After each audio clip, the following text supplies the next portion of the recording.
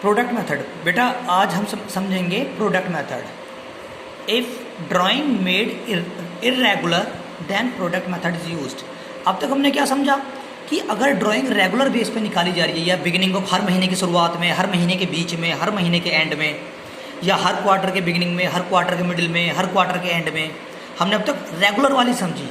लेकिन अगर drawing irregular निकाली गई हो, मतलब पार्टनर इस बार रेगुलर ना निकाल कर क्या कर रहा है, कभी 2000 रुपये निकाल लिए जनवरी में, लेकिन अक्टूबर में उसने फिर 5000 फिर से निकाल लिए, फिर नवंबर में ही निकाल लिए 10,000, फिर मार्च में निकाल रहा है 2000, तो यानी ड्राइंग इरेगुलर कर रहा है। तो ड्राइंग इरेगुलर हो तो उस टाइम हम प्रोडक्ट मेथड का यूज़ करते हैं, जो सबसे ज़्यादा ईजी होता है। तो प्रोडक्ट मेथड का फॉर्मेट है सीधा सीधा बेटा, इसे हम क्वेश्चन के साथ समझेंगे।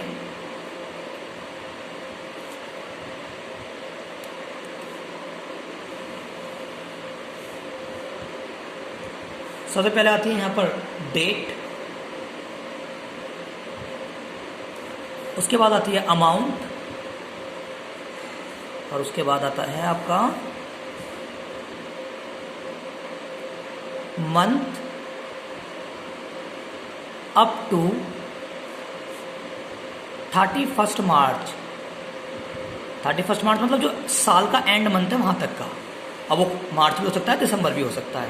और यहां पर आता है आपका प्रोडक्ट। तो ये फॉर्मेट होता है प्रोडक्ट मेथड का। अब इससे इंटरेस्ट ऑन ड्राइंग कैलकुलेट कैसे करते हैं हम एक एग्जांपल से समझेंगे।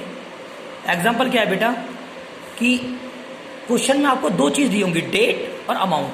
मान लो 1 अप्रैल है, 1 अप्रैल को एक पार्टनर ए है। पार्टनर कौन है? पार्टनर ए है कोई, है ना, कोई पार्टनर ए है। उसने क्या करा है, 1 अप्रैल को निकाले हैं 2000 रुपीज, ठीक है। फिर उसने मई को नहीं निकाले, जुलाई को निकाल लिए उसने, लेकिन जुलाई की 30 तारीख को, जुलाई की 30 तारीख को कितने निकाल लिए उसने? 1000 कर लेते हैं, 1000 निकाल लिए। 31 जुलाई होगा बेटा, 31 जुलाई, ठीक है। उसने 31 जुलाई को निकाला है। फिर उसके बाद उसने 31 अगस्त को निकाल दिया। इस बार 8000 रुपीज निकाले हैं। फिर उसने दिसंबर को निकाल दिए, 31 दिसंबर को 2000। फिर उसने मार्च को निकाल दिए, लेकिन 1 मार्च को निकाले हैं 10,000।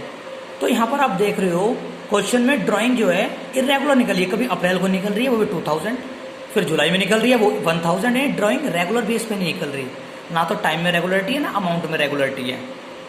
तो इस केस में हम क्या करेंगे, हम ऐसे कैलकुलेट करेंगे कि पहली ड्राइंग 1 अप्रैल को निकाली है। किसने? कोई पार्टनर ए था, उसने पहली ड्राइंग 1 अप्रैल को निकाली है। तो 1 अप्रैल के बाद कितना टाइम बचा है? अप्रैल, मई, जून, जुलाई, अगस्त, सितंबर, अक्टूबर, नवंबर, दिसंबर, जनवरी, फरवरी, मार्च, यानी पूरे 12 महीने।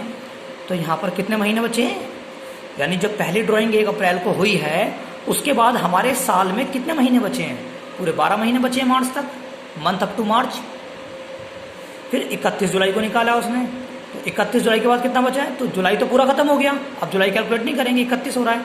अगस्त, सितंबर, अक्टूबर, नवंबर, दिसंबर, जनवरी, फरवरी, मार्च, कितना बच गया? 8 मंथ।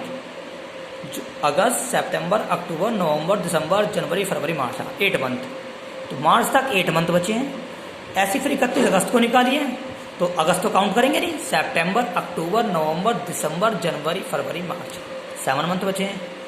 ऐसे दिसंबर को निकालिए, लेकिन 31 दिसंबर को निकालिए, 31 दिसंबर को, तो कितने बच गए? जनवरी, फरवरी, मार्च, 3 मंथ। 1 मार्च को निकाली है तो पूरा 1 महीना बच रहा है, क्योंकि मार्च तो बच रहा है ना, 1 मार्च को निकाली है, उसके बाद 1 महीना बच रहा है। तो ठीक है, अब कैलकुलेट कर लो। 12 टू 24,000, 8,000, यानी इसकी इसमें मल्टीप्लाई करनी है। प्रोडक्ट मेथड इसलिए नाम है बेटा, प्रोडक्ट मतलब अमाउंट की मल्टीप्लाई जितने मंथ बचे हैं उसमें। 8 10 80, 7 8 56,000, 2 3 6 और 10,000। तो बेटा अब इन सबको टोटल कर लेंगे, प्रोडक्ट को 94,000 कैलकुलेट कर रहे हैं बेटा। हो सकता है कैलकुलेशन थोड़ी मिस्टेक होगी मेरे से, 94,000 इसका सम आ जाएगा। अब लगेगा इंटरेस्ट ऑन ड्राइंग का फॉर्मूला। वो कैसा लगेगा? टोटल ऑफ प्रोडक्ट का कितना टोटल है? 94,000। इस प्रोडक्ट का टोटल ये इनटू रेट आपको क्वेश्चन में दिया होगा, आप कुछ भी मान सकते हैं, जैसे मैं 10 मान लेता हूँ, 10/100, और मल्टीप्लाई इस बार एवरेज पीरियड की जगह क्या आएगा? 1/12। प्रोडक्ट मेथड के केस में 1/12 ही आएगा और कुछ चेंज नहीं होगा इसमें। 00 से 00 कट गई, ठीक है। और ये 2 5 = 10, 2 6 = 12, 2 3 = 6, 2 4 = 8, 2 7 = 14, 2 5 = 10। तो आपका क्या आ जाएगा?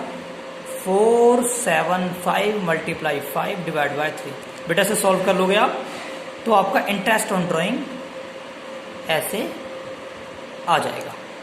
ये प्रोडक्ट मेथड से था बेटा इंटरेस्ट ऑन ड्राइंग कैलकुलेट करने का।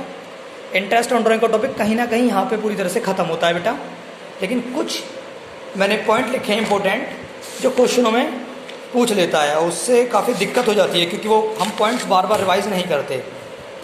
देखो इंटरेस्ट ऑन ड्राइंग के बारे में आपको ये चीज़ तो पता पड़ गई, beginning of month, middle of month, end of month, beginning of quarter, middle of end of each quarter, ये सब चीज़ें दिक्कतें आती हैं, उसे कैसे सॉल्व करना है। फॉर्मूला मैंने सब कुछ ओपन करके दिखाया आपको, इसके क्वेश्चन भी हम आपको कराएंगे बाद में। लेकिन कुछ ऐसे पॉइंट जो और छूट जाते हैं अधिकतर, जैसे important point for interest on drawing, when dates of withdrawal is given and interest is to be charge at an agreed rate per annum, interest is calculated on the basis of time. मतलब इस बार क्या कह रहा है कि आपको date of withdrawal is given, मतलब जो आपने ड्राइंग करी है उस डेट के अकॉर्डिंग दे रखा है आपको, जो आपने ड्राइंग करी है वो डेट के अकॉर्डिंग आपको दे रखी है, और इंटरेस्ट ऑन चार्ज करने को भी कह रहा है। तो उस केस में हम टाइम के बेसिस पर निकालते हैं ड्राइंग, जो हमने सीखा है अभी, टाइम के बेसिस पर, है ना।